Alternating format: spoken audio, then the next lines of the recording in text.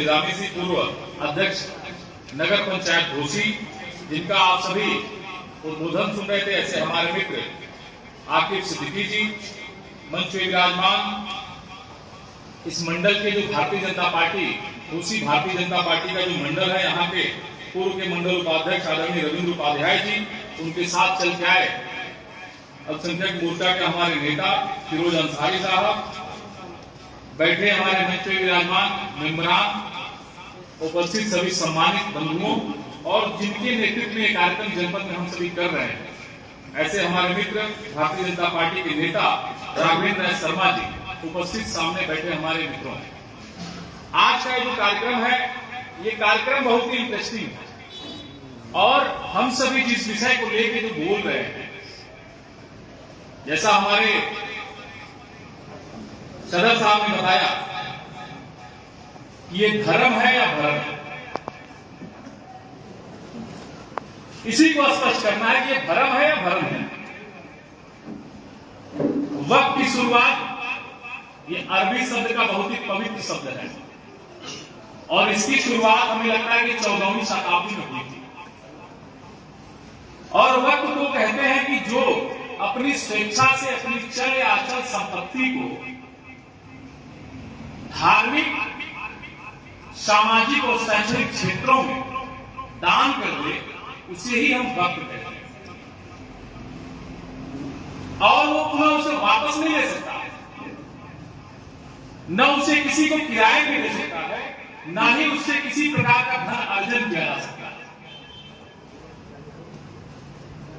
वक्त का जो सिद्धांत था, ये यही था कि हम इस्लाम धर्म को बढ़ाएंगे, उसमें जो कमजोर है उनकी मदद करेंगे और पीड़ितों के हर संभव मदद करेंगे। ऐसा जो हमारी पार्टी ने हमें बताया है, जो हमें अध्ययनों में मिला है, शायद यही है उसका अर्थ वक्त का।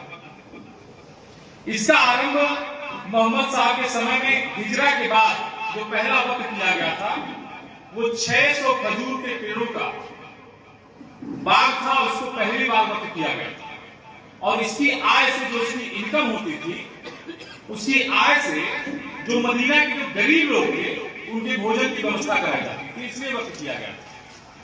मैं सारा डॉक्यूमेंट में अवेलेबल लेके आया हूं कि मैं आप सभी के बीच बोलूं तो कोई गलत बात ना बोल पाऊं। और इसकी जो वक्त की जो वर्णन है, आप पढ़ेंगे ऐनुल मुल्क इब्न महरूब, इनके द्वारा जो रचित एक किताब है इंसाए महरूब, उसमें वक्त की शुरुआत 14वीं शताब्दी में पाई जाती है। और जो भारत में जो कानून बना दिया गया, वो सन 1954 में भारत में वक्त कानूनी रूप से दर्जा दे दिया। सब कुछ तो सही चल रहा था, वक्त भी बहुत बढ़िया चल रहा था, किसी से कोई लेना देना नहीं था, न हिंदू से, न मुसलमान से, न सिख से, न ईसाई से, किसी से कोई लेना देना नहीं था। इस्लाम धर्म के लोग जो इस्लाम को मानते थे और उनको मानने वाले लोग जो इस्लाम में कमजोर थे, अशिक्षित थे, उनको आगे बढ़ाने के लिए, उनकी शिक्षा दीक्षा करने के लिए और ऐसे धर्मार्थ कार्यों के लिए वक्त किया जाता था। कोई समस्या नहीं थी। समस्या कब हुई? समस्या हुई 1995 में, जो पहली बार वक्त का संशोधन किया गया। और वक्त को यह संशोधन करके इसी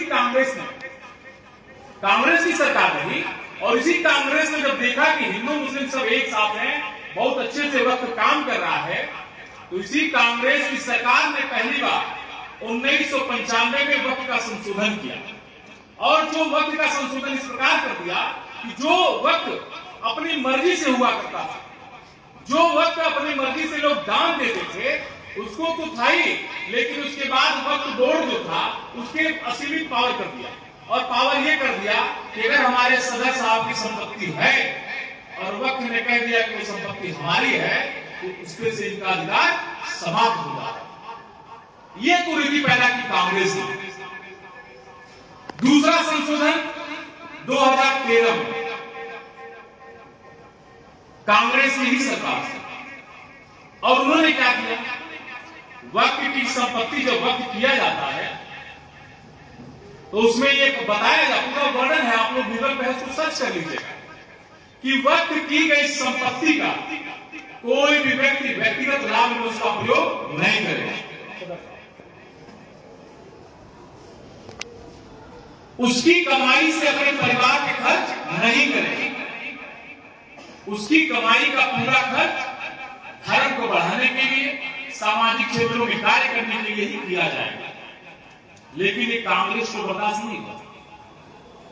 कांग्रेस कभी नहीं चाहती थी कि हिंदुस्तान का मुसलमान शांतिपूर्वक आगे बढ़े। कांग्रेस कभी नहीं चाहती थी कि हिंदुस्तान का मुसलमान पढ़े। कांग्रेस कभी नहीं चाहती थी कि हिंदुस्तान के लड़के जो मुस्लिम परिवारों में जन्मते हैं वो कभी डॉक्टर, इंजीनियर, आईएएस, पीसीएस कभी बने। और इसलिए कांग्रेस ने क्या किया कि जो वक्त सिर्फ और सिर्फ इस्लाम को बढ़ाने के लिए, धार्मिक और सामाजिक क्षेत्रों में लगाने के लिए था, उसको क्या किया कि उसमें संशोधन करके जो आप देते थे किराए पे 3 साल के लिए, उन्होंने उसको 3 साल के लिए कर दिया। और दूसरे धर्म के लोगों के लिए भी कर दिया कि हमारी संपत्ति दूसरे धर्म के लोगों को मिल जाएगी। और उसका पूरा डाटा आपसे भी चाहेंगे तो गूगल पे आपको मिल जाएगा। ये सारी विसंगतियां कांग्रेस ने अपने सरकारों में ला करके और वक्त को खराब करने का काम किया। और एक बड़ी मजेदार बात कि 1947 से 2004 के बीच 57 साल तक कांग्रेस की सरकार रही है। किसकी सरकार? कांग्रेस की सरकार। और इन 47 सालों में कभी भी मुसलमानों की याद उनको नहीं आई। और जब 2004 के बाद 2005 में जब उनकी कांग्रेस सरकार बनती है, मनमोहन सिंह प्रधानमंत्री बने, तब उनको मुसलमानों की याद आई और उन्होंने एक सच्चर कमेटी का निर्माण किया। उसका काम क्या था कि हिंदुस्तान के जितने मुसलमान थे उन सारे मुसलमानों का आकलन करना, सामाजिक तौर पे, शैक्षिक तौर पे, आर्थिक तौर पे, यानी हर प्रकार से हमारे मुस्लिम बहनें, हमारे मुस्लिम युवा, मुस्लिम बुजुर्ग कैसे रहते हैं, किस प्रकार रहते हैं, क्या कमियां हैं कि उनको दूर करी जा सके। बड़ी अच्छी बात है। कमेटी काम की और कमेटी ने पूरा अपना ब्यौरा सरकार को दिया। कमेटी ने बताया कि हमारे 47 साल के कांग्रेस के राज में 1947 से और 2004 तक ऋण, सरकार जो ऋण देती थी नहीं मिल पाई। कौशल विकास, यानी आप विभिन्न क्षेत्रों में आप जैसे नौकरी नहीं करते हैं तो आप इंजीनियर, डॉक्टर, प्राइवेट सेक्टरों में हो, चाहे आपके हाथ में कौशल हो, वो भी नहीं कर पाए। वक्त संपत्तियों का बेहतर इस्तेमाल इन 47 वर्षों में कांग्रेस की सरकारों में नहीं हो पाया। ये कांग्रेस की बनाई सच्चर कमेटी का ये रिपोर्ट था। और उसी रिपोर्ट को जब लागू करने की बात आई तो कांग्रेस ने हाथ अपना पीछे कर लिया और भारतीय जनता पार्टी की चल रही मोदी सरकार ने,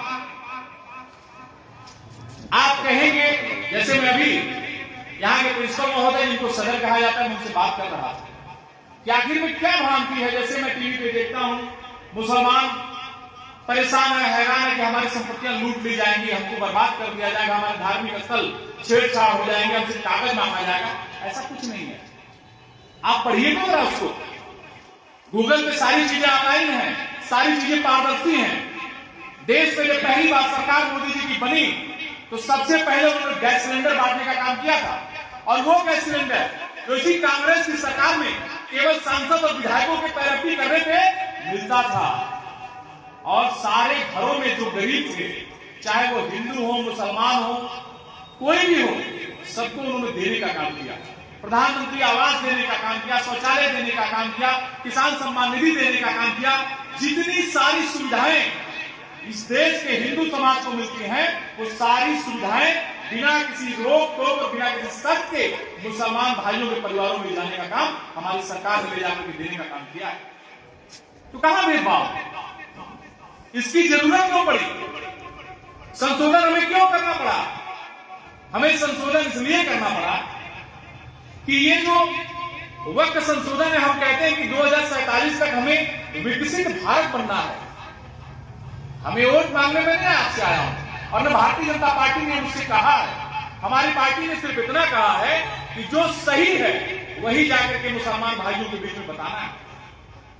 और सही यही है कि 2047 का जो सपना मोदी जी ने देखा है, विकसित भारत का जो संकल्प लिया है, बिना आग के आगे बढ़े वो संकल्प पूरा नहीं हो सकता। इसलिए इसको संशोधन करने की आवश्यकता पड़ी है। सरकार देश की सरकार है और सरकार सबकी सरकार है। जितनी हिंदू की है उतनी मुसलमान की सरकार है, जितनी सिख की है उतनी ईसाई की सरकार है। इसलिए सरकार सबकी है, और जब सरकार सबकी होती है तो सरकार सबका कल्याण करती है, जिस प्रकार हमारी मोदी सरकार कल्याण करने का काम कर रही है। जितनी भी सरकार की योजनाएं हैं, जो मैंने बताया कि जो सच्चर रिपोर्ट, जो सच्चर कमेटी की जो रिपोर्ट थी, उस रिपोर्ट में सच्चर कमेटी ने बताया कि हिंदुस्तान के मुसलमानों को सही शिक्षा की सुविधा नहीं मिल पाती है। हमारी सरकार बनी, मदरसों को हाईटेक करने का काम हमारी सरकार ने किया, ताकि आप पढ़ें, आप उर्दू अरबी फारसी के साथ साथ जो इस देश की टेक्नोलॉजी पढ़ाई जाती है, जिसे डॉक्टर, आईएएस, इंजीनियर, टीचर बनाए जाते हैं, वो सारी पढ़ाई पढ़ते कि आप बनेंगे।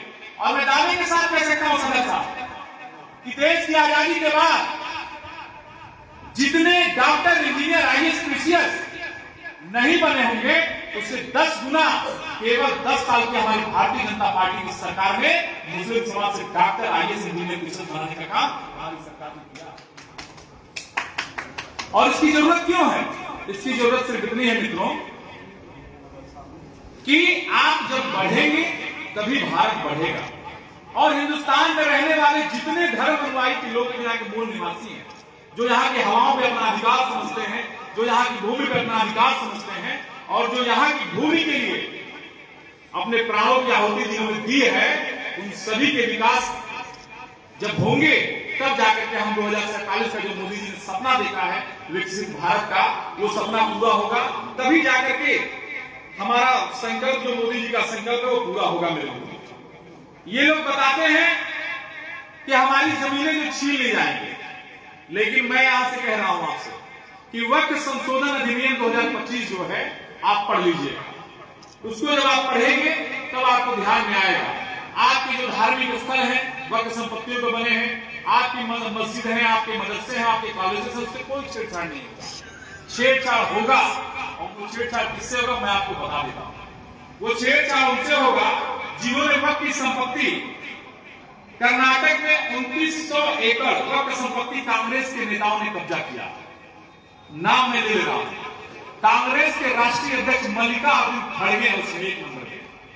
दूसरे नंबर पे सीएम इब्राहिम, पूर्व केंद्रीय मंत्री है कांग्रेस के। रहमान खान, पूर्व केंद्रीय मंत्री कांग्रेस के। स्वर्गीय इकबाल सफदरी, पूर्व सांसद है कांग्रेस के। ओबेदुल्ला शरीफ वक्फ बोर्ड के अधिकारी रहे हैं, ये भी खूब जब जमीन इन्होंने दिया है वक्फ बोर्ड का। रोशन बैग है, कांग्रेस के नेता रहे हैं, पूर्व मंत्री हैं, इन्होंने भी खूब जमीन दिलाई है। डॉक्टर सैयद शाह मोहम्मद, येसुद राज, खुसरो हुसैनी, सज्जादा, हजरत ख्वाजा बंदे नवाज, एम.ए. हारिस विधायक, एम.ए. खालिद, पूर्व CEO Waqf board, doctor Mumtaz Ahmad Khan, chairman Al Amin, Mohammad Samulla IAS, Shri Hindugiri, पूर्व मंत्री, एम.एफ. पासा आईपीएस, खनीज फातिमा विधायक, सीके जाफर शरीफ, पूर्व मंत्री, और तनवीर सैफ विधायक। ये सारे लोगों ने वक्त की संपत्तियों को कब्जा करके गरीबों का अधिकार मार के और अपना एम्पायर खड़ा किया। और यही मोदी जी की सरकार कहती है कि जिन लोगों ने वक्त की संपत्तियों को लूटा है, उनकी संपत्तियों को हम ला करके, उनकी विरासतों को तोड़ करके, और गरीब मुसलमानों के हक में स्कूल, कॉलेज और मेडिकल कार्ड बना करके उनकी सेवा में लगाने का काम हमारी सरकार करेगी। यही वक्त बोर्ड संशोधन अधिनियम है, और यही आप सबसे मुझे बताना था। इसमें किसी भी प्रकार की कोई कमी आपको लगे, और लगे कि कोई कांग्रेसी आपको बहका रहा है, बहला रहा है, पुतला रहा है, तो गूगल पे जाइएगा और जा करके जो ये अधिनियम है संशोधन बिल का 2025 का, उसको आप सभी पढ़ करके उनसे भी क्वेश्चन करने का काम करिएगा। और मैं दावे के साथ कह रहा हूं, आपको मैं बता रहा हूं कि आप पढ़ लेंगे, उसको जान लेंगे, तो आपके मन में किसी प्रकार का प्रश्न न कहिएगा। इन्हीं सारी बातों के साथ मैं अपनी बातों को यहीं समाप्त करता हूं। जय हिंद, जय भारत। किसी का कोई प्रश्न हो तो मुझसे बता सकता है।